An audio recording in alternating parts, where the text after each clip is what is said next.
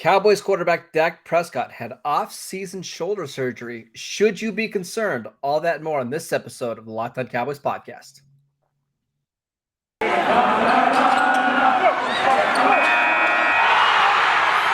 You are Locked On Cowboys, your daily Dallas Cowboys podcast.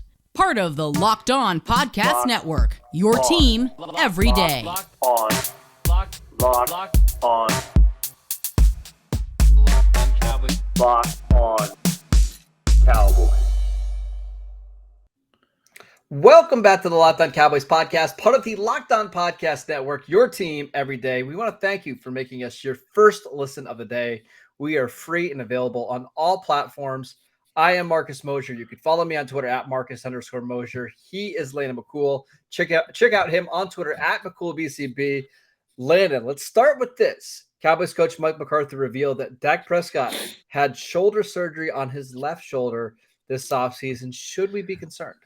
I'm frankly extremely shocked that you didn't ask me if it was a concern or if it was a setback.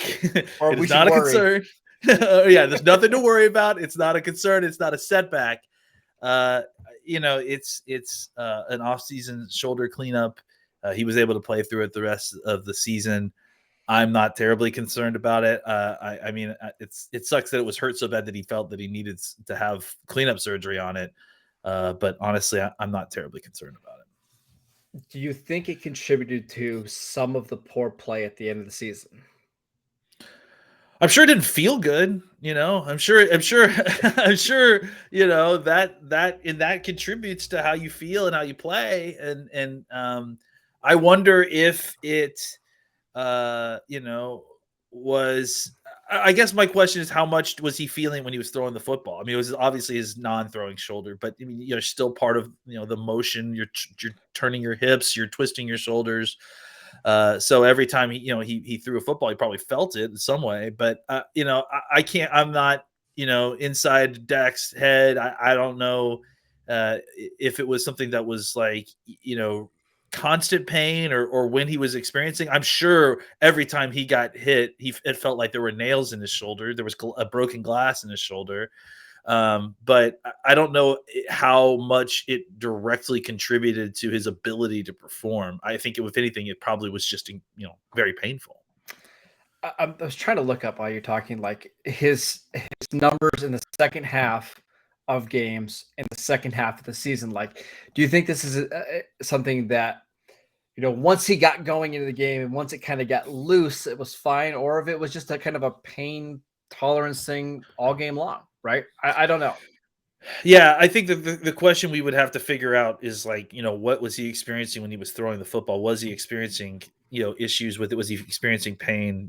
Was he taking a shot for it? Was he, I think that's what we don't really know, is just how much was he cognizant of it while he was playing with that injury. I mean, honestly, I wonder, to me, the calf seems more like the injury that probably had an effect on his game, right? Because obviously that's just as much involved in throwing the football. It's even obviously more involved in running the football. So, and those are kind of the areas that I see a more one-to-one result of that injury than I feel like I do with the shoulder.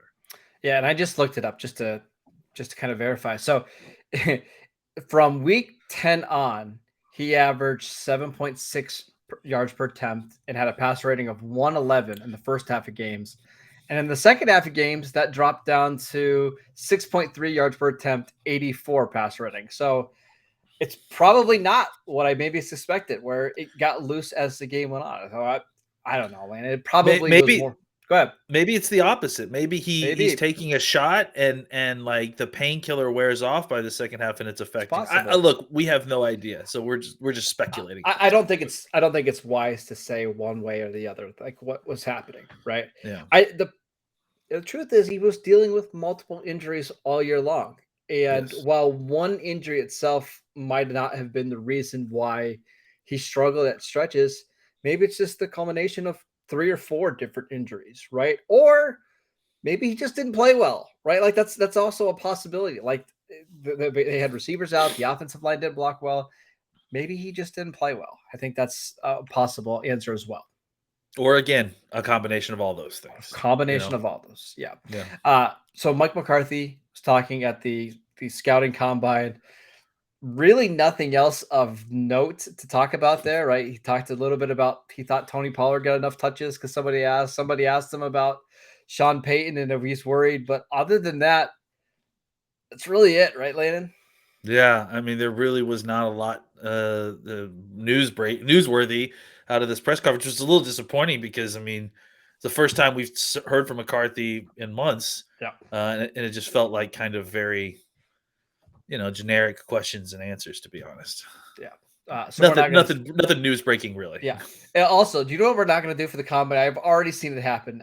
We're not going to talk about the Cowboys have talked to this player at the combine, and they talked to that player because they're going to talk to everybody. Now, what we will talk about is their 30 visit list, which I think is coming out later this month.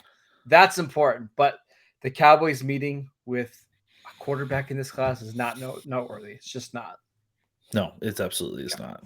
And they do it every year, and it's like it's just a way to fill up time to discuss who is talking with who. They're all talking to each other. Of course they are. Of course. Yeah. All right, let's get to your Twitter questions and some other news around the Cowboys. But before we do that, I want to tell you guys about BetOnline. Football might be over for this season, but basketball is in full steam for both pro and college hoops. From all the latest odds, totals, player performance props to where the next fire coach is going to land, BetOnline.net is your source for hockey, boxing, and UFC odds right to the Olympic coverage and information. Head to the website today or use your mobile device to learn more about the trends in action. BetOnline, where the game starts. All right, I want to talk a little bit about Ezekiel Elliott because Stephen Jones had an interesting quote on him yesterday, and we've got a couple questions about him. So I'm going to read you Stephen Jones's quote. Mm-hmm. I want Zeke on my team. You talk about playing through injuries. I mean, he's a competitor. I think he's a really good running back, and I think he's going to help us win. Obviously, his contract, his money is guaranteed. He's going to be here. What were your thoughts on that? Because I saw a lot of people getting mad about his comments for that one compared to how we talked about DeMarcus Lawrence and Amari Cooper, but I think this one's pretty straightforward.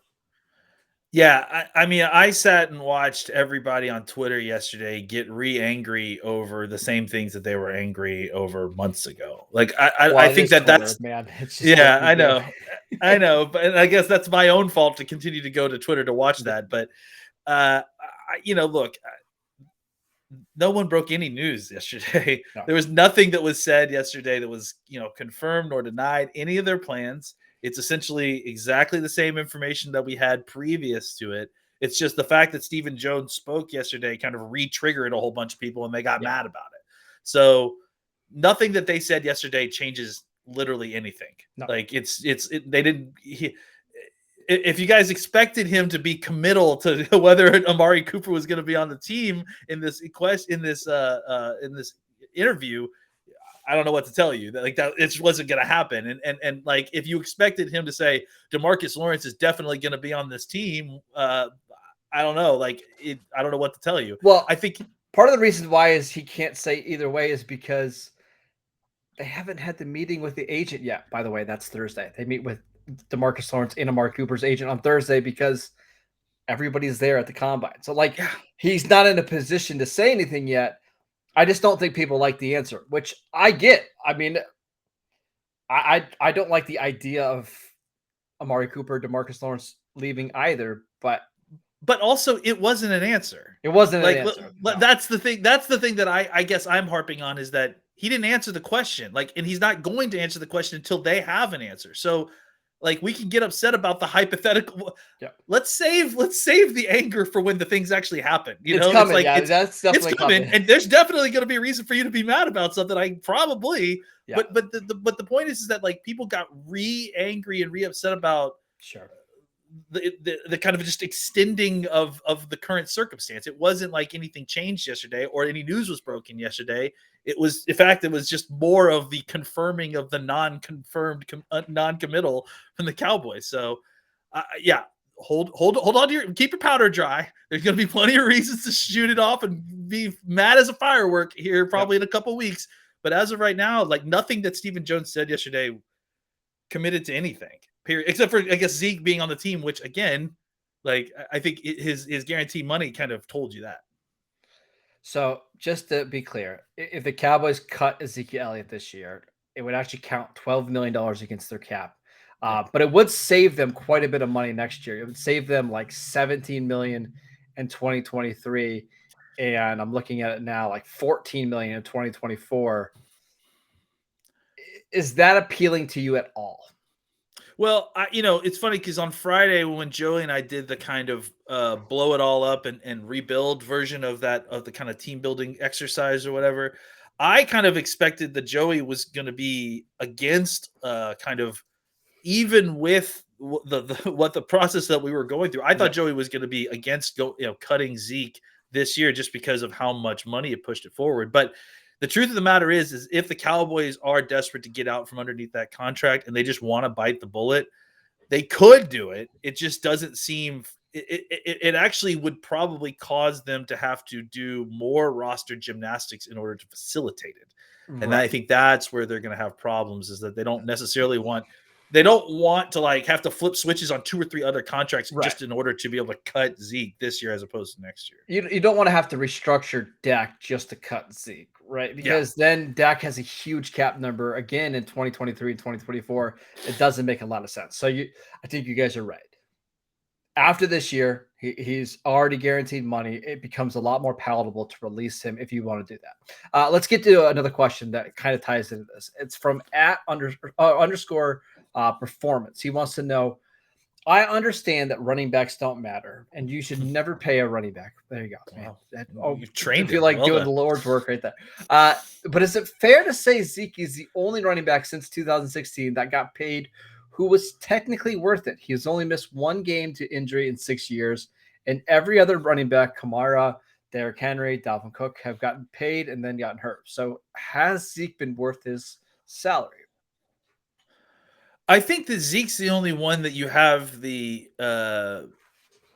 kind of argument that he could live to see out the contract because he's not so terrible that you have to get him off the field. But I mean, no, I don't think he's been worth the contract simply because you're paying him to be playing at a level that he was playing in 2016 or 2017.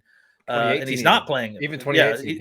And he's not playing at that level. Yeah. So I do think that Zeke is better than almost all these examples of these guys who got paid and are playing on this contract, because Zeke is special in the sense that, he does take a lot of punishing and kind of keeps going. He has, degraded over time, probably at a slower incline than a lot of those other guys, but it is still an incline. It isn't enough to overcome, the principles that Marcus has laid out for not paying running backs, right? And again, the problem is that he's being paid at a rate that, commands high production from the position, and he's not putting out high production. I'm not saying that he doesn't have value to this team or that I don't want him on this team. I think the problem is that the value that he's providing at the salary he's being paid is disproportionate, and it's problematic because you're looking at a situation where you want to re-sign these other guys, but you're paying your running back, I don't know off the top of my head, $12 million, something like that. Almost 15 million. Okay. Yeah, I think I think his play has been less. Man, this is a terrible way to say it. Less bad than other running backs out there, but it's still bad. It doesn't cross that threshold to make it worth it. Yeah. Let me compare it to somebody else. Todd Gurley got a huge contract from the Rams, I believe, after the 2017 season. Okay. Mm-hmm. His last carry for the Rams came in 2019 when he averaged 3.8 yards a carry. He played in 15 games, 800 yards. Okay. Over the last 2 seasons, 2020 and 2021, remember, he has not played with the team since 2019. They've paid him $20 million over the last 2 years. At least Zeke is still on your team, and he's a good pass protector, and he does stay healthy. Like, you're at least getting a player on the field, while some of these other teams are literally paying guys that have been gone for multiple years now. The Cowboys might eventually be there with Ezekiel Elliott, but they've gotten a lot of play from him. Still a bad deal, but maybe not as bad as some of the other running back contracts out there. I think the problem now, we would all agree, is not so much. I mean, Zeke is here. He's under the contract. It is what it is. I think the problem now is that it's letting it influence his touches over Tony Pollard. That's where it's Correct. become Yeah. problematic now, is that you feel this, this obligation to give him all these extra touches because of his contract.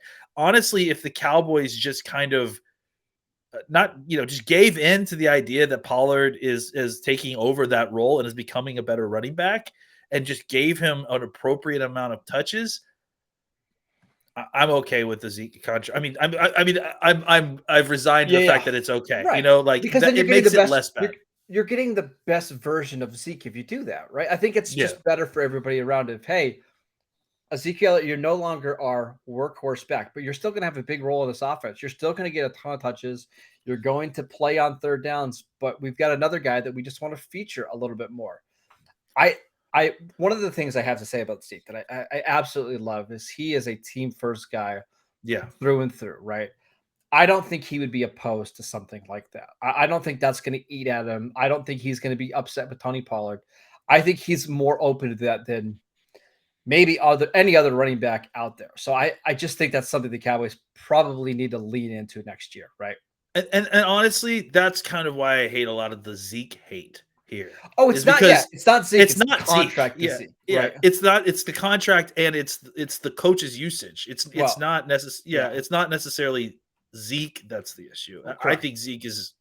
I'd love Well, having Zeke on my team, and you know what I'm saying. Like I love having him as a member of that group. It's just the number is for what he's doing is not great. and I should also be clear. My disgust with the Ezekiel Elliott contract when it happened was never with Zeke. I actually thought Zeke played it perfectly, right? Like if you were the agent of Ezekiel Elliott, he got his running back paid after 3 years of service to the league. That never happens anymore. He Yeah. got a record-setting deal. It's not Zeke's fault. It's the front office's fault, and they're the Mhm. ones that deserve the blame, not Zeke here. Right? Absolutely. Yeah. Okay. And I just want to make that clear. Yeah. Yep. This is not a Zeke thing. We like Zeke. We do like Zeke. Yeah. Yeah. All right. Let's take one more break and we're going to answer a bunch more questions. I want to tell you guys about Rock Auto. With the ever increasing numbers of makes and models, it's now impossible for your local chain auto parts store to stock up on all the parts you need. Rock Auto has everything you need from engine control modules and brake parts, motor oil, and even new carpet. Whether it's for your classic or your daily driver, get everything you need in a few easy clicks delivered directly to your door. Best of all, the prices at rockauto.com are always reliably low and they're the same for professionals or do-it-yourselfers. Why spend up to twice as much for the same parts? Go to rockauto.com right now and see all the parts available for your car or truck. Right, locked on in the How Did You Hear About Us box so they know that we sent you. Amazing selection, reliably low prices, all the parts your car will ever need. Visit rockauto.com today. All right, next question. This one comes from Garrett. He wants to know if Michael Gallup and Cedric Wilson are gone. In this case, we're assuming that Amari Cooper and CeeDee Lamb are back. What round feels right to draft a receiver? I mean, you could talk me into any round, honestly. Even with Cooper here, even with CeeDee Lamb here, I think that at 24, there's nothing stopping me from drafting anybody at 24. You know, I'm taking the best player, and especially if there's an opening at wide receiver, if there's a type of wide receiver that I think could fit into this unit, like if, say, Williams from Alabama fell because of medical or whatever, I think that would be a fantastic fit with those two guys. You know, I think that, there's guys that I like in each one of these rounds that I think you could convince me that could fit on this team very well. So I'd take them anywhere. So in this scenario, if you're bringing back Amari and you're bringing back CeeDee, I would still have to feel like Amari is probably only going to be here one more year, right? Yeah, So probably. Yeah. a first rounder wouldn't feel awful. However, I think second, third round is probably when you can find a good complementary guy to Cooper and Lamb. Not a Semi Fahoku guy, Landon? I think Simi Fahoku, from what we understand, is changing positions or at least changing roles to more of that kind of Noah Brown type role. He's a new Noah Brown, I think, right? So I don't think that they're really considering him as, wide receiver 3. Not an outside receiver, right? Yeah, no. And to your point, kind of, I think that, I'm not like locking in wide receiver in first round or anything, but I also think that, there isn't really a position at 24 that like I feel like I have to hit. I think that's this year, especially like you could talk about guard or something like that, but I just don't know that you need to hit any of those positions. You need to hit any of those positions at 24. I think 24 can truly be a BPA situation. I agree. This next question from Payson. He wants to know what position of need would be the hardest to find a rookie starter at? That's a good question. So if we kind of look at their needs, wide receiver, left guard, defensive end, maybe tackle, maybe defensive tackle, linebacker, safety. My gut tells me defensive tackle because that's what I was feel like there's too. only one guy in this class that walks in as a day one starter. And it really depends on what you're looking for too. Like, but yeah, I would say that if you're looking for like, especially a starting pass rushing 3 technique for some reason, that would be a very difficult thing to find this season because there just isn't a ton of those kind of guys. And there is some kind of, space eating 1 techniques you could find. Linebacker, I really don't. I mean, linebacker, you could find tons of guys. Wide receiver, there's probably, 8 or 9 guys. Yeah. Guard, I mean, honestly, you could successfully find a guard in the 3rd round. I bet you could do it if you had to. Yeah. But yeah. So I just don't imagine. I think defensive tackle, if you really had to get a defensive tackle, would be just because there's a lot of competition there. All right, next one. This one from @Jones's Babysitter. Good Twitter handle. Seems like the talent in this draft is concentrated in the 2nd round. Would you consider moving up from day 3 or the 3rd round, or using some of your future picks to go up and get some guys in the 2nd round of this class? First of all, I agree with that. I think the 2nd round is incredibly deep. Like I keep coming back to some guys that I would like in the 2nd round, and man, there's some talented guys. So you opposed to using some of your day 3 capital and some of your 2023 picks to go get a 2nd round player? Yes, because I would prefer to trade down from 24 because the plateau happens well before the 2nd round. I would say that plateau of 2nd round talent to probably to the middle of the 3rd, from just based on what we're seeing, it probably starts at 20 this year. I just think that if anything, if you're gonna trade, you need these picks. Get more picks. 20. The difference between the guy you're gonna get at 24 and let's say, I don't know, 32 plus an extra pick, that's not that different. And I would much rather go that direction, pick up some more picks, and get more bites of the apple that way than trying to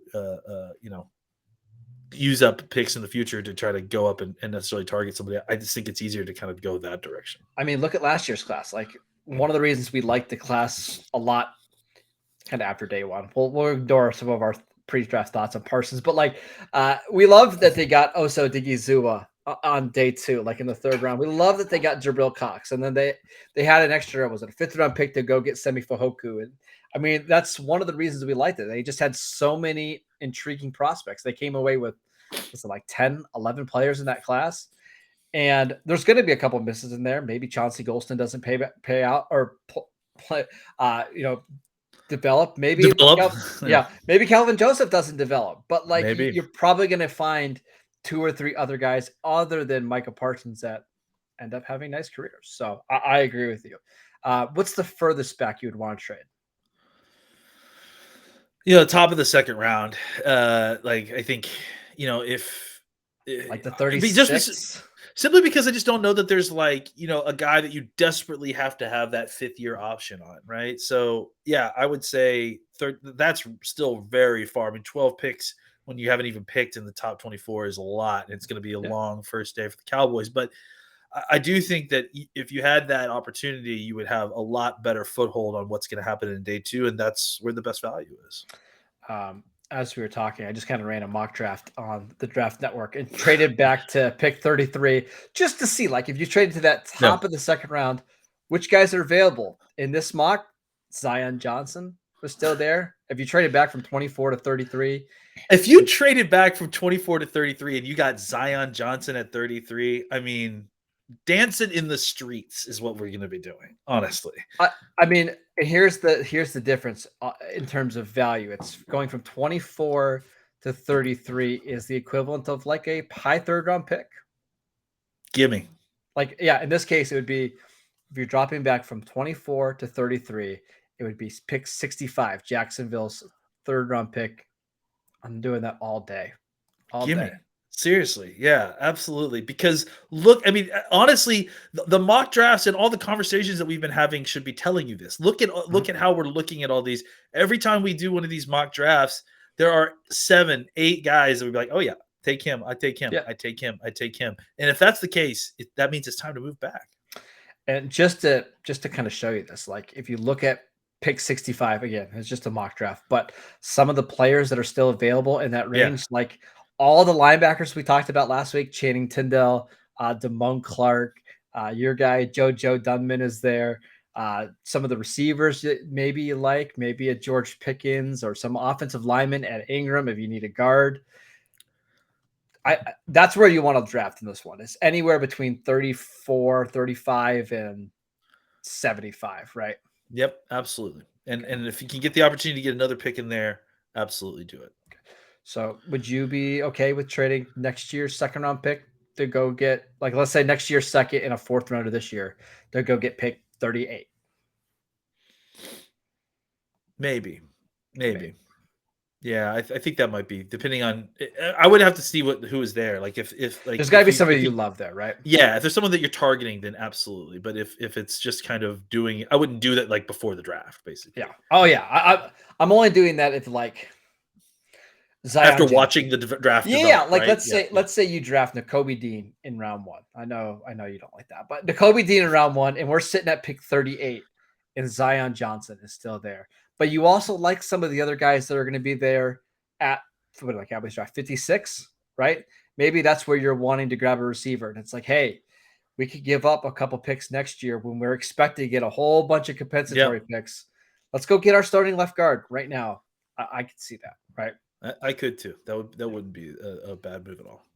All right, that is it for today's show. Thank you guys for tuning in. We've got a fun show lined up for you tomorrow. We're going to be talking about some edge rushers and some guys that maybe the Cowboys will like it. Pick 24, or maybe not. I'm curious to hear what you think about these guys. Because there's one of these guys that. Well, we'll save it for tomorrow. That'll be a tease for you guys. Follow the show wherever you get your podcast. You can follow us on Twitter at Locked On Cowboys. You can follow Landon at McCool BCB. I'm at Marcus _Mosher, and we'll see you next time.